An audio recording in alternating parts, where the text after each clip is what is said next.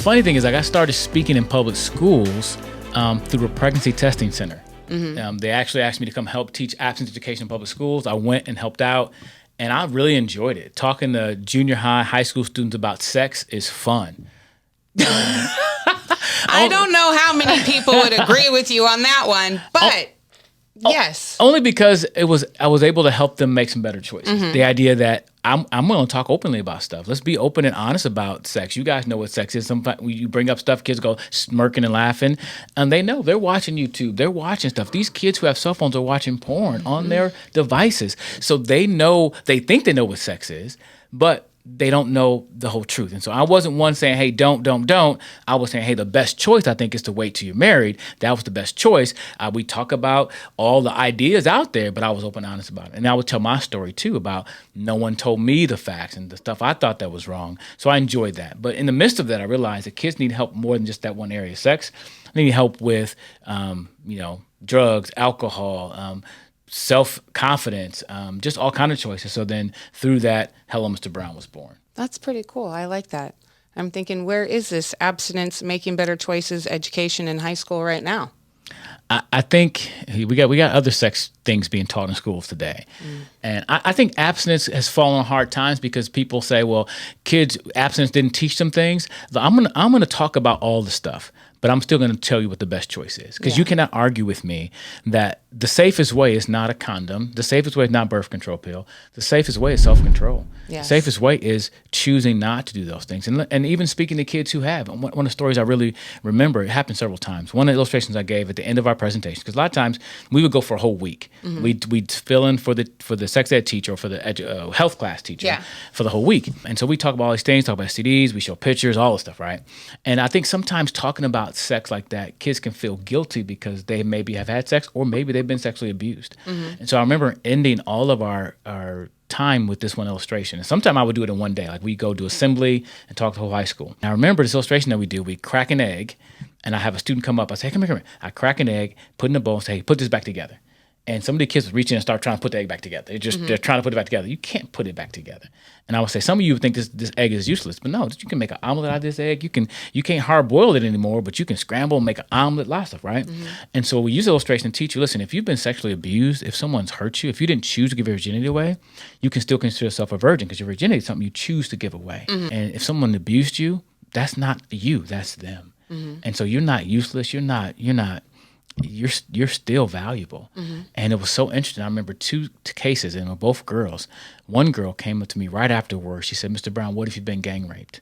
And I looked at her and said, I'm so sorry. I said, listen, I know. I said, I'm sorry to happen to you, And I said, but listen, that does not define who you are. That may define those people who did that to you, but that doesn't define who you are. Yes, you may need to get some counseling, get some help, but that does not define you. You're not worthless. You still have value. Another time I was team teaching with somebody, a young lady, Stacy. Shout out to Stacy if you're watching. Had a great time teaching with her because we got a different balance, guy and a girl talking, right? And we did the illustration, and immediately this girl who was in the back row is this classroom room was like an auditorium, and it went up.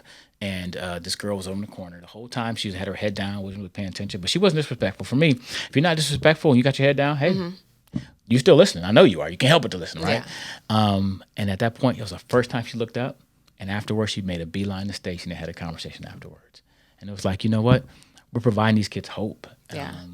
And we're educating them about things, about choices, but I want to be able to help them. So I still do sex education. I'll still come and talk about it because to me, it's not an awkward thing. I believe personally, sex is a gift from God. And I think we have taken that and used it in all kind of wrong ways. It's kind of like a fireplace. Use the illustration too. A fire in a fireplace is a great thing. But take that same fire, put it in the living room, on your couch, you got a problem. No. And so I Doesn't think, work. And so for me, I think that's what we teach when it comes to that. It comes down to a choice.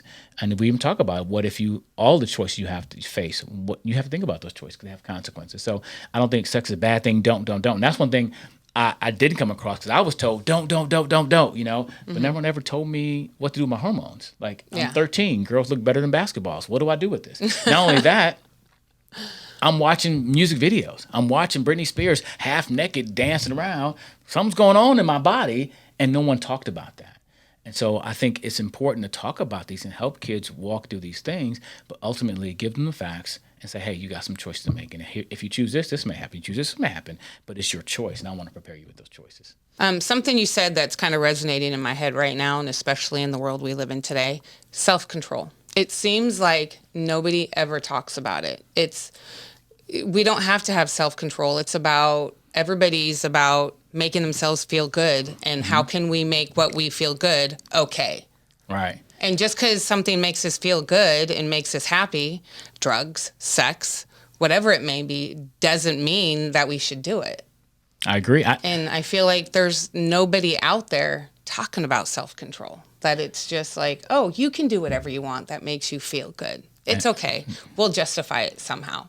And part of me thinks, and this is just me thinking off the top of my head, some of it is the adults who are not talking about self-control, telling kids they can do whatever they want to because it makes them feel better about their own choices. Yeah, because they want to be able to do what they want to do. Right. And even to say, I did that, so it was okay. Mm-hmm. And we can just look at life. Life is not that way. I mean, I look at, when you say self-control, I automatically think of delayed gratification. We need to learn delayed gratification. We want everything right now. And I think we're seeing that right now. We're seeing the consequences of that. And I think kids are growing up way too fast. I mean, you're giving fourth, third graders cell phones. There's a cell phone season in your life. You're not in that season yet. Yeah. And I think we've lost that ability to really step back and look. Life has seasons. There's something called delayed gratification. And I think, this may sound crazy, but I think we've lost some of that because of the Industrial Revolution. Mm-hmm. Now, that sounds crazy, right? Everything became manufactured. Like you can just cookie cut everything, right? And we started losing agricultural, where you can learn, hey, you plant that seed today, come back in 9 months or 6 months, whatever it is. You come back later for the seed. Now our kids want it right now. Mm-hmm. Like I remember some kids, they were doing that little, I don't know if they're doing it anymore, but they were planting a seed in a little half milk carton. Yeah. And they put it up in the windowsill, came back next day. Well, it's not working. Look, it's gonna take a while for it to work. And I think we have lost that in our culture because everything is right now and we're losing. Because there's something that happens in the growth process when you have to wait on something, when you build patience, and we don't have that. Yeah, it's really sad. Yeah. It's heartbreaking. It is, because I think our kids are going to miss out on a lot if they don't learn delayed gratification and self-control. Like I can't have everything I want right then. Matter of fact, I just saw a video. It was kind of funny, but some people have different views on it. But it's this guy, heavier guy, on the airplane. He's at the window seat. Little girl's in the middle seat. Her mom is in the aisle seat. And the lady looks over to the man and says, "Excuse me, sir, do you mind if my daughter switches seats with you? She really likes to see, the airplanes take off and land, and she likes to see that." And he's sitting there eating his food or whatever. And he goes, "Oh." He says, "No. It's probably good that your daughter realized she can't everything she wants to and how to deal with that." And the lady was appalled that this guy would not give up his seat for the little girl. But he was like, "It's good she learned this lesson," while he's just smacking at his food. And I thought, he has a point. There is a point there. There is a point there that your daughter cannot have everything she wants just because you ask. Sometimes the answer is no. And just because she's this cute little girl doesn't mean she's going to get exactly what she wants. When she wants it. Mm-hmm. And I think for my kids, one thing we've tried to teach them over and over again, I do it all the time, even now. Kids will come out, Daddy, can we do this? Can we do this? When they do that, they're not really asking, can they? Mm-hmm. They're telling you they want to do it. They're being polite, but saying, Daddy, I want to do this right now. And so my response to them is, what are you going to say if I say no? That's the answer. Mm-hmm. So my response is, what are you going to say if I say no? They know they should say okay, because either whether I say yes or no, they're going to say okay. Then I say, what do you say if I say yes? Okay. And sometimes I'll say no just because I want to see how they respond. And they'll go, okay. And that's the exchange I want. Mm-hmm. And then I'll come back. And if I want to say yes, I'll say yes. But I want them to understand, just because you want something doesn't mean you're going to get it. Exactly. And that has been something I think for a while now that they've grown into. It hasn't always worked perfectly, but I want them to understand that. And it's funny because I have 3 kids. My older daughter's Jasmine. She's turning 30 soon. Oh, wow. I have a 11-year-old and a 7-year-old. So all of them at one point in their lives have come up to me and said these words, "Daddy, we can't have that, can we?" Because they knew. They knew. But I'm not trying to be the mean guy. But at the same time, I want them to learn you can't have everything you want when you want it. Because you can be so excited about something, and as soon as you hear no, but, and then you have this argument going on. So I want you to be prepared for a no. Because here's the thing. If you're not ready or willing to hear no, you don't deserve a yes.